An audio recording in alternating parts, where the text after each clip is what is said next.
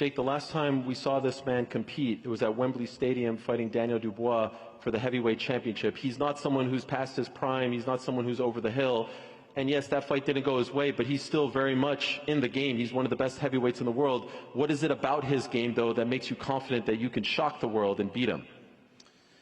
Yeah, look, he's one of the best heavyweights ever. But I believe that fighting a smaller man is oftentimes harder as a heavyweight because of the speed difference and because of the foot speed, because of the angles, because of the head being off of the center.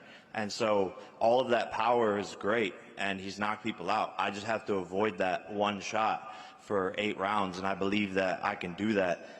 So when I'm bouncing around the ring, jabbing, weaving, and doing all of these things, I know I can pick them apart and score points and make this a very, very big contest. People say, oh, I respect Jake Paul for getting in there. No, respect me because I'm about to win. Anthony, let's address the naysayers if we can. And a lot of them seem to come from your home country for whatever reason. When this fight was being worked on, Anthony's ruining his legacy. He shouldn't be in there with Jake Paul. He should be fighting the top dogs. If it goes past 2 rounds, you know, it's a stain on his resume. It's a stain on his legacy. What do you say to the people who say you shouldn't even take this fight, let alone even what happens if it goes past the 2nd round like the Ngannou fight did, that this is now a stain on your legacy? You know, I learned I just address people that are for me. I don't address people that are against me. Basics. You know, people say, what do you feel about negative comments? I say, why am I worried about negative comments for? Why am I worried about people that don't believe in what I'm doing? I just focus on people that believe in me, that are supporting me, and that's it if I'm honest. So I ain't got nothing to say to those people because they don't even come into my psyche. You've seen him in person. I want that chain. Okay. That shit's dancing. That chain is dancing. You know what I mean? I'm like, give me that. We're going to war, baby. This 50 cal's going in your head. Perhaps the chain on the line as well? No? No? I'll put the chain on the line. Don't say that. I'll put the chain on the line, but you got to put something on the line. I'll put my chain on the line. Will Ben be in your corner on the 19th of December? So no, I won't be trained by Ben Davison. I said that London's a bit distracting for me. So I was invited to train with Team Usyk. So I've been in Spain. We've been doing some good training out in Spain. And I think he's one of the best in the world. Not I think, he is one of the best in the world. And it's not all down to him, it's also down to his team that's around him. So I linked up with them, and getting an insight to how someone who's achieved so much has been phenomenal, man. It's been a great experience, and it's very challenging. Wow, I did not know that. So who will be your head trainer on the night? Igor. Okay. And how long have you been with them? A couple months now. Couple months? Yeah. In the darkness, in secret? No, it's not a secret. Are you sparring with Usyk? No, I don't spar with Usyk. Okay. Usyk's, he's training somewhere else at the minute, but he's been in camp, but he's in and out of camp. Okay. So right now he's training somewhere else. Last week on the Eubank Ben broadcast, Turki Al-Sheikh was laying out plans for Anthony Joshua. Said he had a fight in February, said he had a fight in the fall. Does any part of you relish the opportunity of perhaps ruining some big plans for AJ and the team in 2026? Yeah, 100%. It's a massive mistake to look past this. Seriously, I'm putting a stint in all of those plans. Don't book anything. Don't arrange flights and hotels. I'm knocking this guy out, becoming the CEO of Matchroom Boxing, and changing the plans. And it's going to be me versus Tyson Fury next year. Do you feel like you are being disrespected with all these plans? You know, even Eddie talking about, like, it's a nice little Christmas gift, and we'll go in there, we'll make some money in Miami, we'll become big stars here in the United States, and then we're on to the serious stuff. That's the way it's being laid out. Yeah, I mean, look at the last time they came to America and what the plans they had were. Andy Ruiz stopped that. So this is Andy Ruiz 2.0. AJ, can I ask you about those plans? Are those in place? Are you viewing it the same way that the people around you are talking about it?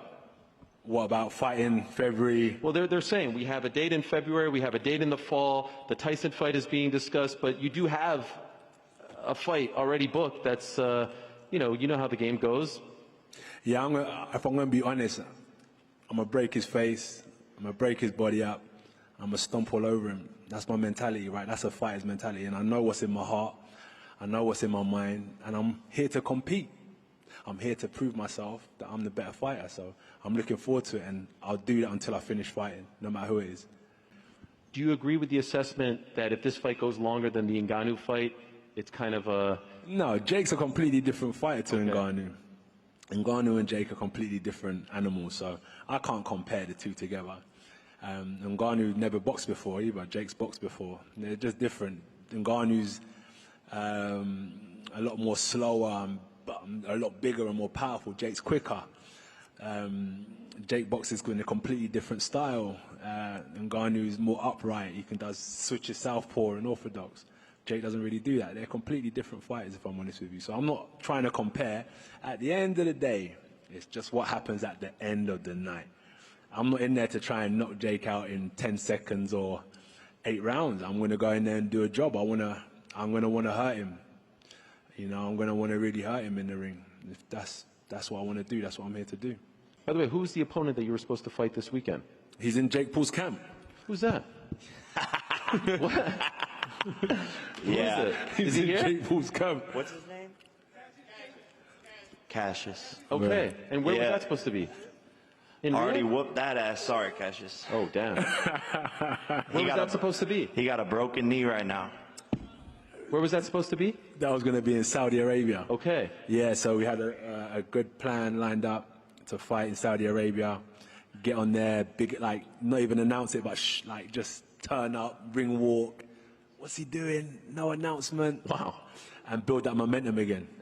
By the way, this is 8 rounds. But I still asked them, I said, can I still fight November 22nd and fight December 19th? They said, stay focused, champ. Fair. Jake, we saw a video, a clip of your brother kind of questioning you on the decision to take this fight. Is your family concerned at all? I mean, you're going from a 35er to a heavyweight. It's a big deal. Yeah, no, my mom is mostly terrified, but she's scared of every fight. But my dad thinks I'm going to knock him out. Logan thinks I'm going to win. Tyson Fury thinks I'm going to win. Oscar De La Hoya thinks I'm going to win. And then my team. So that's like 7 people. Nate Diaz? Nate Diaz. Did he say that? He did, yeah. That's not really a good endorsement since he's dumb as fuck.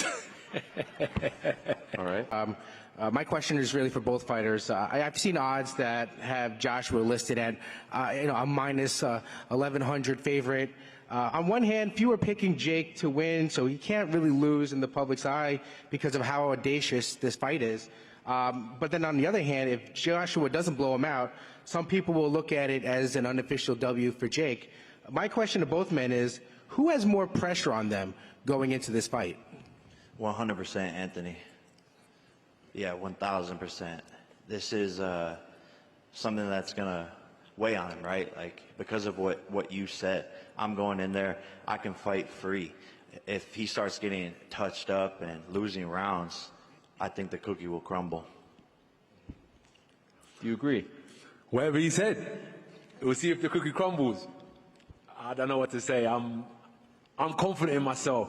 Like, I'm not focusing on him. I just know what I can do, and I can't wait to show it. I'm not going to crumble. I'm solid. I've been through wars, and I'm still standing super strong. I align myself with some of the greatest coaches and greatest fighters in the world because I have that hunger, that desire.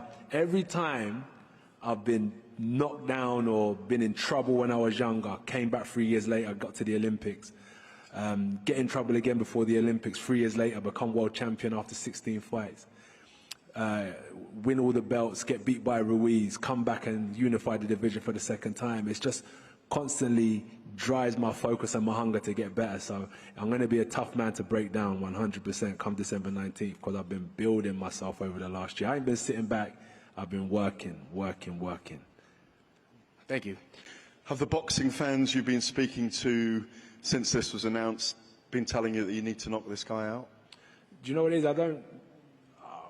I've seen it, I've heard it, but as I said to Jake, respectfully, I need to cut him up, and I need to break him up, and I need to hurt him, and that's just what we do. That's it. There's nothing more to it. Doesn't matter what anyone else tells me. What I feel in my heart is I need to do a job. Jake, just one for you. Great to see you as always. So congratulations on probably the biggest challenge in your fistic career so far. What's fistic? Fistic. Okay, in your boxing career. You're the golden cockerel, as you call yourself, as well as the problem child. Talk about that delusional optimism. Do you really, truly believe that you can go in there and beat this behemoth from British boxing? Yeah, without a shadow of a doubt. 100%. Self-belief is the most powerful thing in the world. And it's been there since my first fight, my second fight. Wasn't supposed to beat Nate Robinson, Ben Askren, Tyron Woodley, the UFC champion with hammers in his fists. Not supposed to beat Silva, the list could, Mike Perry, the king of violence. All easy work. I know this is much more challenging, but I know what I'm capable of in the gym, and I know that my team knows what I'm capable of and entrusting in them. And this is going to be fun. I want him to cut me up. I want him to break my face. But guess what? He's going to have to kill me to stop me. And I'm ready to die, seriously ready to die in the ring to win this fight. Seriously ready to die.